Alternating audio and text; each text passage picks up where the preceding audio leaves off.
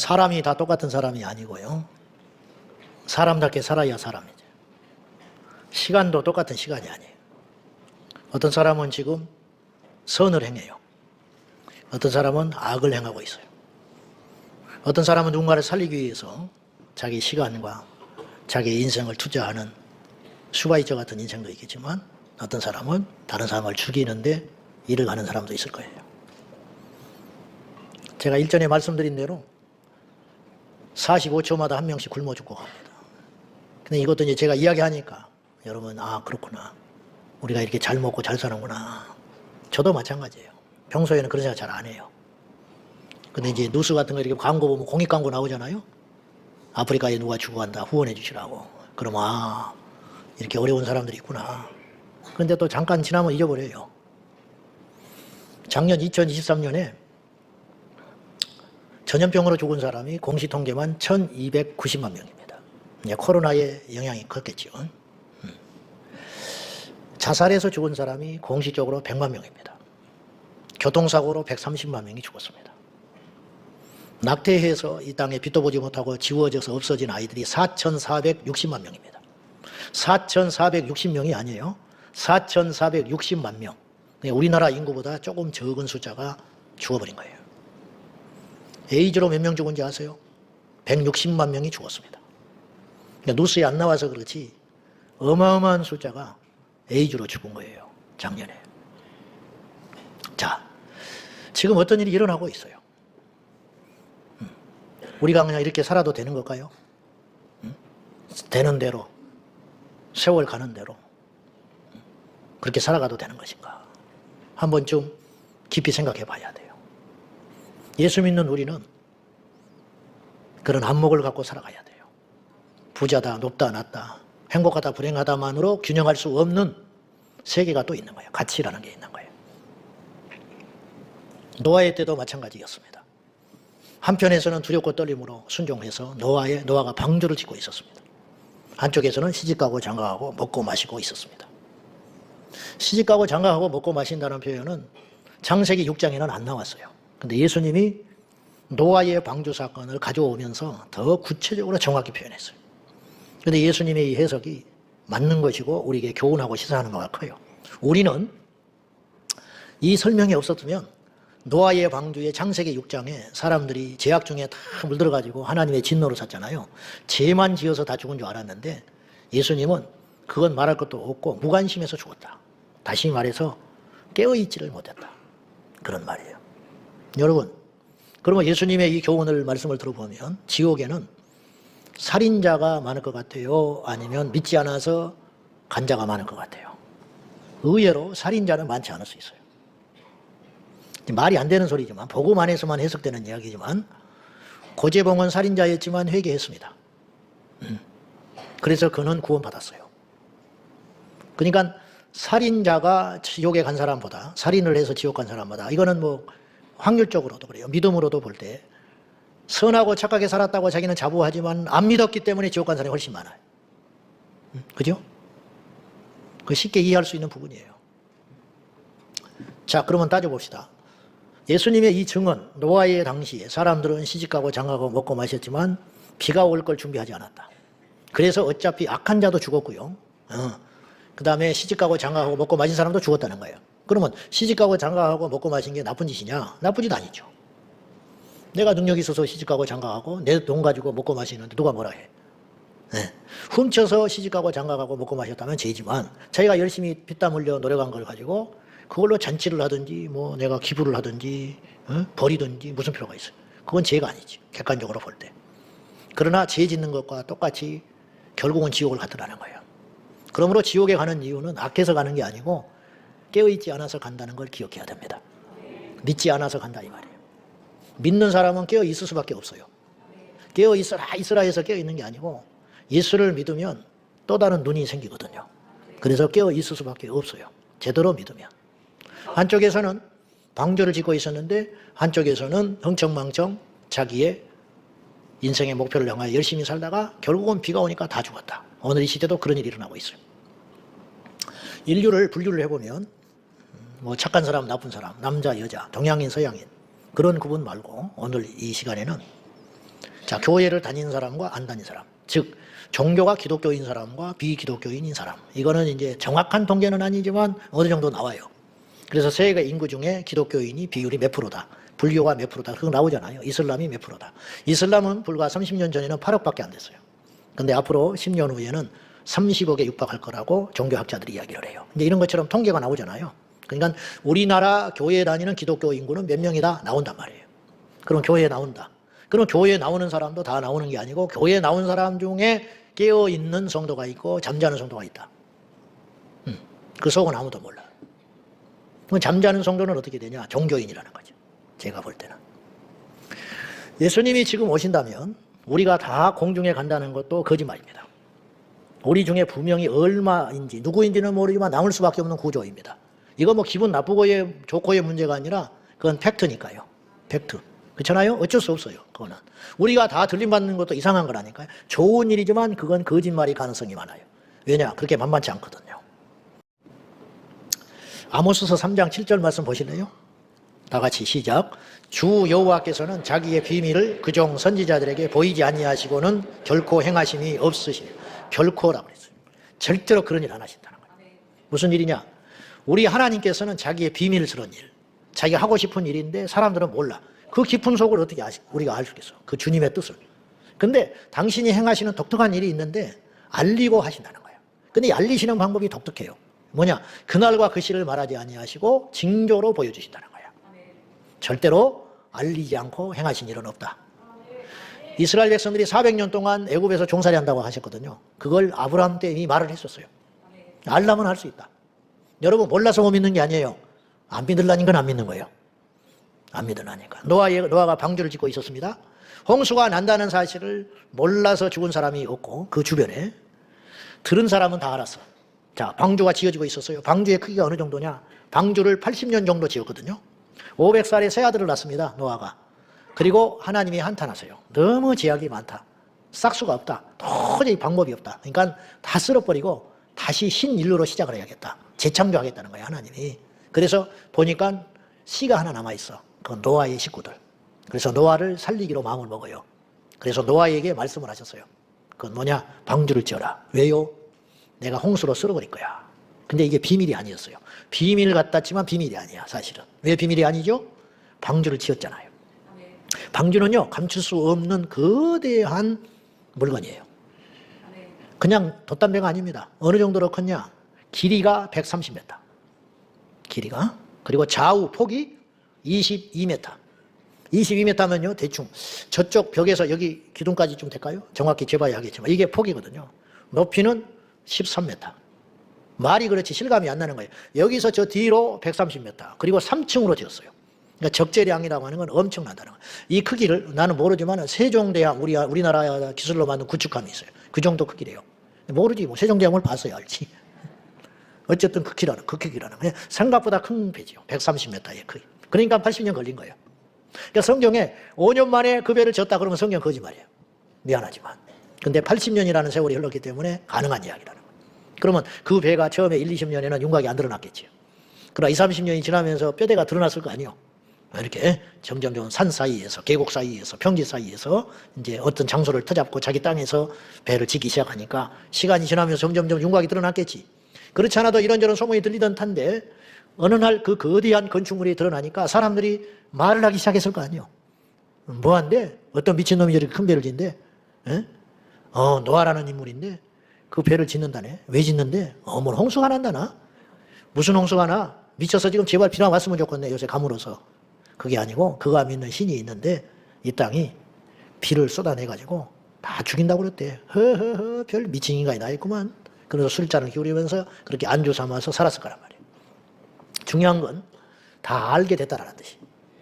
왜 방주를 짓냐? 홍수 때문에 짓는다. 왜 교회 다니냐? 천국과 지옥이 있다네? 미쳤구만. 미쳤구만. 지금 그러잖아요, 세상 사람들. 풍산역에서 들고 있잖아요. 천국과 지옥은 반드시 있습니다. 예수님은 다시 오십니다. 희끗 보고 그냥 지나가요. 미친 것들이라고, 광신도라고. 노아의 시대와 똑같은 거예요. 노아의 시대와. 알지만 안 믿는 거예요.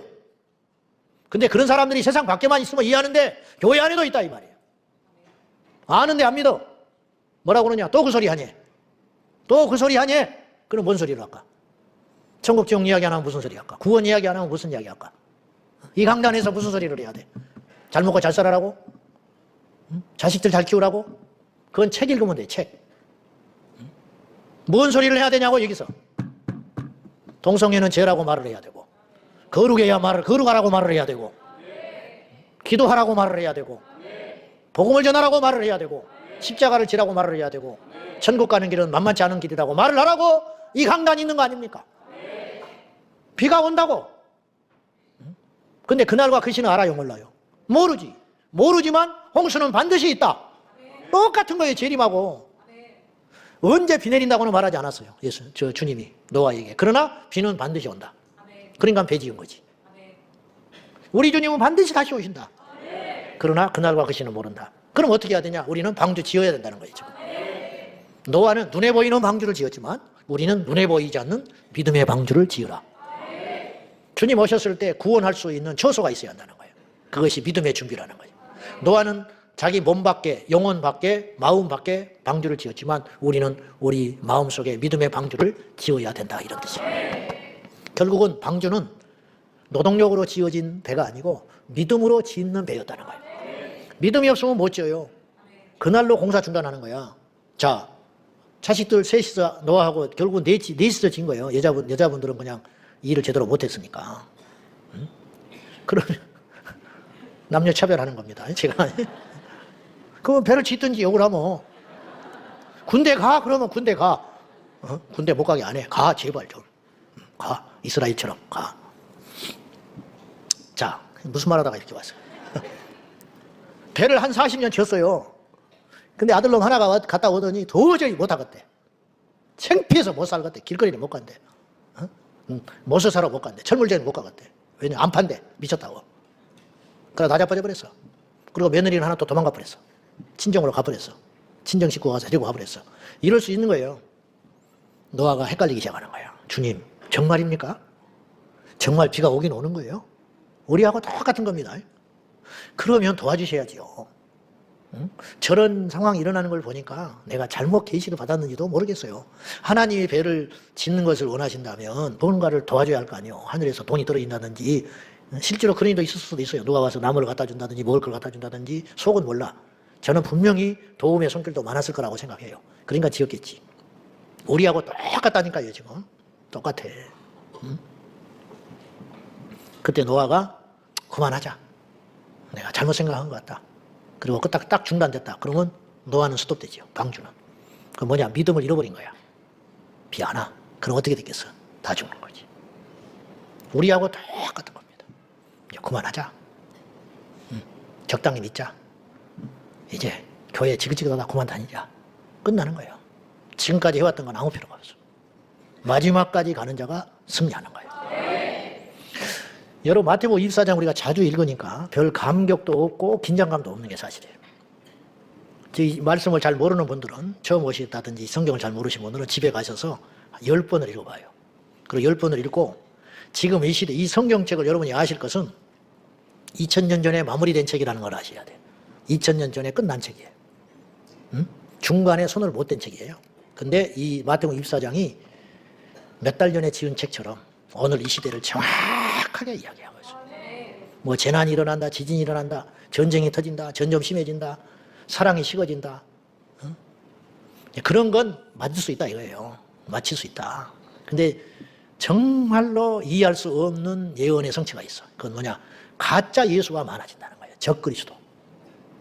그리고 멸망에 가증한 것이 거룩한 것에 서는 것을 보거든 끝난다. 그리고 이 복음이 온 세계에 전파되는 그날, 그때 끝난다. 이런 이야기는 세상의 예언에서 할 수 없는 이야기. 이제 이 시대가 정말 마지막을 향하여 달려가고 있다는 증거 중에 하나가 뭐냐면, 아까 말했다시피 지진이다, 전쟁이 흥해진다. 이건 전쟁은 옛날에도 있었고 지진은 그때도 있었으니까. 근데 이제 문제는 점점 지진이 심해진다는 특징이 있죠. 근데 그거는 일반 사람도 그런 예언을 할 수 있다 치자고요. 근데 주님만이 할 수 있는 예언들이 있다니까. 뭐냐? 멸망에 가증한 것이 거룩한 것에 섰다. 이건 뭐냐? 악한 자들은 원래 많이 있었어요. 동성애자가 뭐 어제 오늘의 이야기입니까? 얼마나 오래됐는데. 흉악한 자들은 많이 있었는데 문제는 악의 특세가 아니고 선해야 할 사람들이 자꾸만 꼬꾸라진다는 거예요. 그리고 두 번째는 뭐냐면 옛날에는 악한 자들이 선한 자리에 서지 않았어요. 악은 악끼리 노는 거야. 선은 선끼리 놀고. 근데 이 경계가 무너지고 있어. 그게 무슨 뜻이냐면, 이를테면 어제도 이제 그런 일이 있었다고 보고가 들어왔는데, 동성애 집회하는 그들 가운데 가서 목사가 가서 부스를 차려놓고 축복을 했어. 축복. 동성애자를 축복. 이게 어제 오늘 이야기가 아니에요. 계속 있어, 해년마다. 그러니까 옛날에는 동성애 있다 치자. 그러면 이제 근데 믿는 사람, 목사라는 사람이 가서 동성애를 축복하는 일이 점점 많아진다는 거죠. 그리고 목사님들이 가운 입고 예배 집례할 때 이렇게 후드를 목에다 걸쳐서 이렇게 내린단 말이에요. 이게 육지계 후드가 이제 걸치기 시작하네요. 이게 많아졌어요. 이 후드를 육지계, 무지개를 의도적으로 만들어가지고 우리는 동성애자들을 환영하는 교회다. 나는 동성애자들을 축복한다. 이런 일이 일어나고 있다는 거죠. 옛날에도 동성애자가 있었지만 동성애자 목사가 나타나기 시작했다는 거예요. 그러면 옛날에는 동성애자가 어떻게 목회를 해? 그러고 다 도망갔어요. 근데 지금은 어떤 일이 벌어졌냐? 동성애자가 목회를 하고 설교를 하면 사람들이 박수치는 세상이 됐다. 야, 저런 목사도 있어야 한다고. 지금 그런 세상이 됐다 이 말이죠. 이게 뭐냐? 멸망에 가증한 것이 거룩한 것에 섰다. 그러니까 이게 갑자기 그런 일이 생기면 사람이 놀래 자빠져 버리는데 야금, 문화라는 이름으로, 트렌드라는 이름으로, 신학이라는 이름으로 야금 몰고 들어오니까 어지간히 정신 차리고 깨어있지 않으면 분별을 못해. 그래서 이제 나중에는 적그리스도가 강단에 서서 예수님 행세를 해도 미혹돼가지고 찬양하고 전부 따라가는 세상이 될 거다. 이게 이제 말세의 예언이거든요. 이게 이제 요한계시록하고 연결이 되는 거예요. 성경에서 예수님이 말씀하시는 믿는 너희들이 미움을 받는다는 것은 너희들이 도덕적으로 문제가 있어서 미움받는다는 뜻이 아니고 어떤 걸 전제를 하신 것이냐면 진리를 외치기 때문에 미움받는 거다. 나를 믿음으로 미움받는 날이 온다. 이렇게 이야기하고 있는 거예요. 결론입니다. 두 사람이 밭을 갈고 있었습니다. 얼마나 이 이야기가 리얼한 이야기입니까? 두 사람이 밭을 가라. 남끼리 밭을 가는 거 아니에요. 그 당시 시족 사이에 농사를 지었다. 부모와 아들, 아버지와 아들, 형제 그런 관계겠죠. 두 사람이 맷돌을 갈았어요. 여자들이었겠지. 두 여자가 맷돌을 가는데 누구냐? 자매지간, 어머니와 며느리, 딸과 어머니. 그런 관계에 없겠지. 가까우니까 둘이 앉아서 맷돌을 갈았을 거 아니야. 근데 한 사람은 올라갔어. 우리는 자꾸만 이런 생각을 해요. 교회에 다니면 예배 드리면 된다고 생각을 해. 맷돌은 갈면 안 된다고 생각하는 거예요, 우리가. 맷돌 갈면 안 돼. 그 시간에 교회 가서 기도해야지. 밭에 가서 일하면 안 돼. 그런 기준으로 믿음을 이야기하거든요. 그러나 성경은 그렇게 말하지 않아. 우리 삶의 현장에 가서 깨어 있느냐가 문제라는 거야. 밭 갈아라 이 말이에요. 맷돌질 해라 이 말이에요. 그러나 깨어 있는 자가 맷돌질을 해야 된다는 거야. 이 사람은 버림받았다. 맷돌질을 하면서 계속 이야기했겠지. 어머니, 예수님 곧 오세요. 천국과 지옥은 있어. 또 그 소리냐? 작작해라. 네 종교가 있고 내 종교가 있는 거야. 강요하지 마.